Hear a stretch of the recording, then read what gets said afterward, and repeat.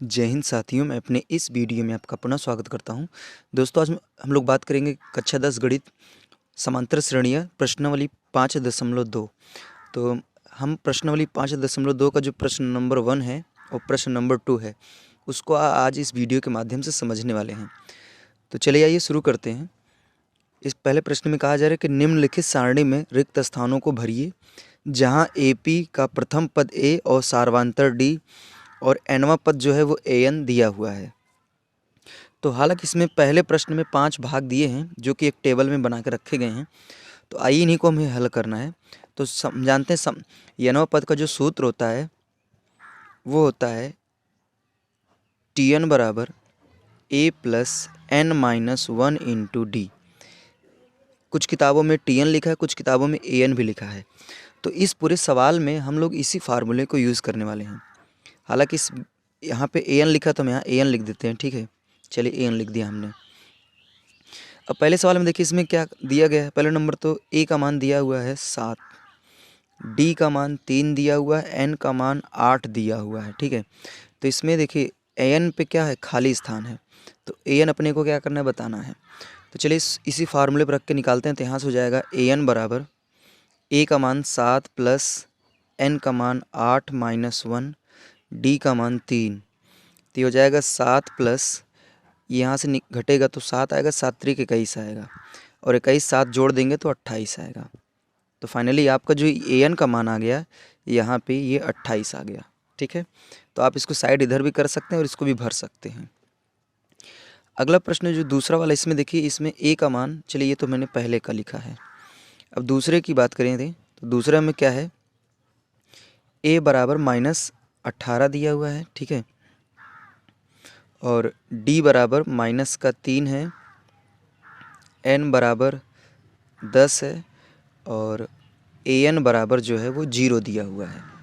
तो चलिए इसी फार्मूले फिर रखेंगे। तो यहाँ से हो जाएगा An का मान 0 बराबर A का मान -18 प्लस N का मान 10 माइनस 1 और D का मान -3। तो यहाँ से हो जाएगा 0 बराबर -18। इसको घटाएंगे तो यहाँ से 9 आएगा, 9 गुणा -3 में करेंगे तो माइनस का 9 त्रिक 27 हो जाएगा। तो 27 और 18 इसको ऐड करेंगे तो 8 7 15 5 हासिल 1, यहाँ पे हो जाएगा 2 1 3 1 4 यानी 45। तो माइनस का 45 ये आंसर आएगा। उसी तरह अगर हम बात करें अब इसका जो तीसरा वाला प्रश्न है, तीसरे वाले में देखिए इसमें A खाली दिया हुआ है। A का मान हमें क्या करना है, कुल मिला के निकालना है, ठीक है। A का मान हमें निकालना है।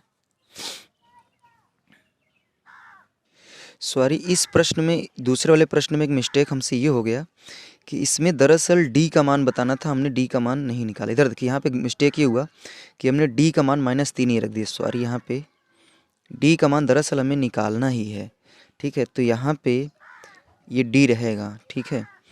और ये इसको कैंसिल करिए। तो यहाँ से हो जाएगा 0 बराबर -18, और यहाँ से इसको करेंगे तो हो जाएगा +9D। तो इसको उठा के इधर भेज देंगे तो हो जाएगा इधर का +18 बराबर 9D। इसको कैंसिल करेंगे तो D बराबर आपका 2 आएगा, ठीक है। तो यहाँ आप लिखेंगे 2, ठीक है। अब आइए दूसरे प्रश्न पे तीसरे प्रश्न में। तीसरे में क्या करना है, A का मान बताने के लिए कहा जा रहा है। D का मान आपका दिया हुआ है -3, और N का मान जो दिया हुआ है वो दिया हुआ है 18, ठीक है। और An का मान जो दिया हुआ है वो दिया हुआ है -5। तो फिर इसी फार्मूले पर रख के हम लोग हल करेंगे। तो यहाँ से हो जाएगा An का मान आपका -5 बराबर A का मान निकालना है प्लस N का मान 18 -1 और D के मान -3। तो आगे बढ़ेंगे तो यहाँ जाएगा -5 बराबर A प्लस, चलिए ये 18 में से एक जाएगा 17, और 17 गुणा -3 में करेंगे तो जाएगा -17 त्रिक 51, ठीक है। अब इस 51 को उठा के इधर भेजेंगे तो सीधा सीधा आपका हो जाएगा A बराबर 51 - 5। इसको 51 में 5 निकालेंगे तो 46 आएगा। तो A बराबर आपका आ जाएगा 46, ठीक है। तो यहाँ पे आप लिख सकते हैं ये आपका आ गया फाइनली 46।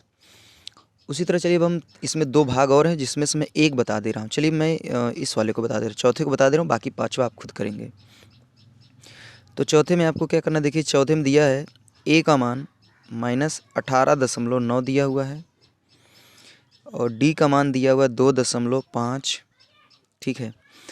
और यहाँ पे एन का मान आपका निकालना है और ए एन का मान 3.6 दिया हुआ है। चलिए अब इसको क्या करते हैं, आगे हल करते हैं। तो यहाँ से फार्मूले पर रखेंगे ए एन बराबर, तो ए एन का मान तो दिया 3.6 बराबर ए का मान दिया हुआ है -18.9 प्लस एन का मान निकालना है और डी का मान 2.5 दिया हुआ है।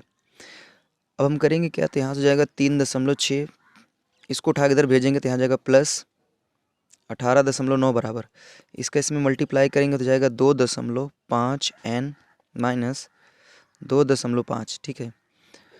तो यहाँ से इसको ऐड कर लेते हैं, चलिए इसको ऐड करते हैं।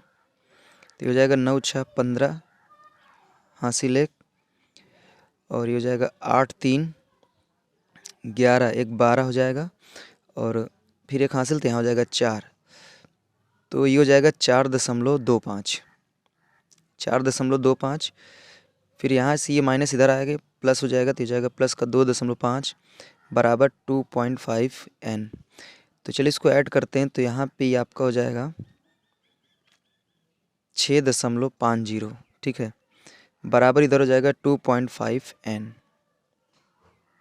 सॉरी, यहाँ पे इसको ऐड करेंगे तो जाएगा 6.75 आएगा, ठीक है, 6.75 इधर आ जाएगा। अब यहाँ से अगर n का मान निकालेंगे तो जाएगा 6.75 भागे 2.5। तो देखिए दशमलव के बाद इधर 2 लोग हैं तो इधर भी 2 लोग को बनाना पड़ेगा, तो अब दशमलव दशमलव में क्या कर सकते हैं, हटा सकते हैं। पता नहीं क्यों आज इतना ज़्यादा मिस्टेकिंग हो रहा है। इधर देखिए यहाँ पे एक गलती फिर हमसे हुई है, इसको दरअसल हमने गलत ऐड किया है। इसका जो 18.9 और इसको 3.6 ऐड करते हैं तो फाइनली ये आपका आएगा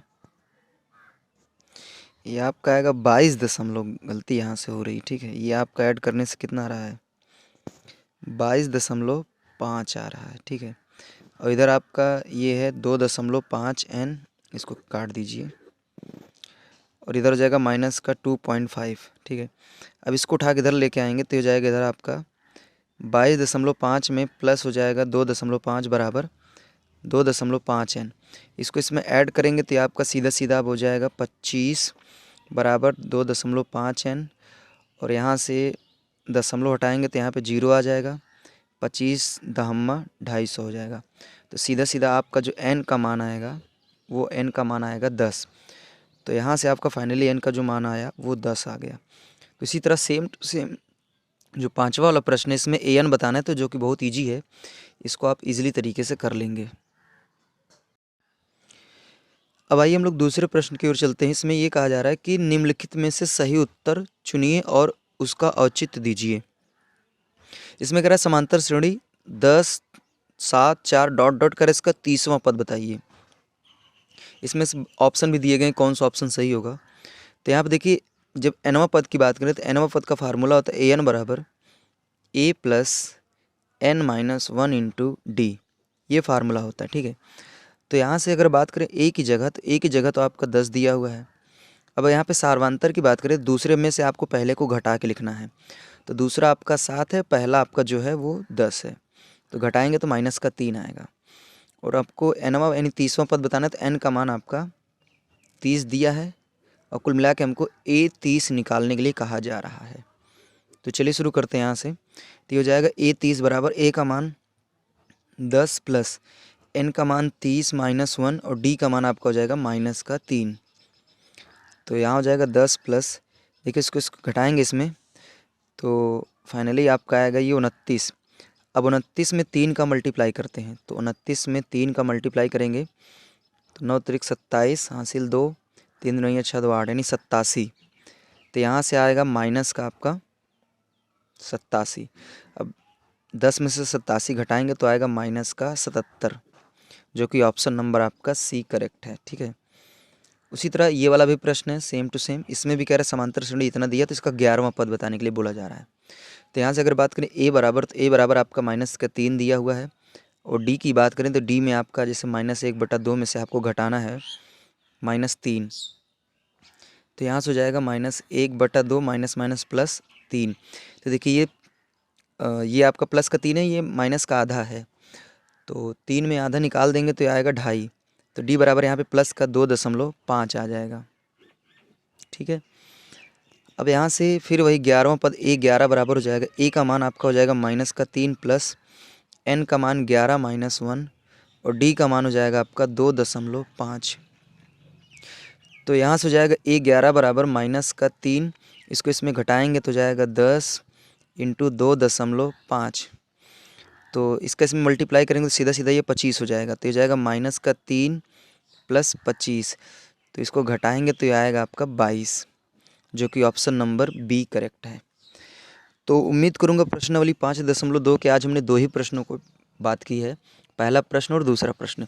पहले प्रश्न में 5 भाग थे और दूसरे प्रश्न में 2 भाग थे। हालांकि हमने सारे प्रश्नों को डिस्कस करने का प्रयास किया और उम्मीद करूंगा ये सारे प्रश्न आपको ईजिली तरीके से समझ में भी आए होंगे। अब इसके जो आगे के प्रश्न हैं उनको हम लोग नेक्स्ट वीडियो में समझेंगे। अब दीजिए इजाज़त, इसी तरह मिलेंगे हम लोग अगली वीडियो में। तब तक के लिए जय हिंद, वंदे मातरम।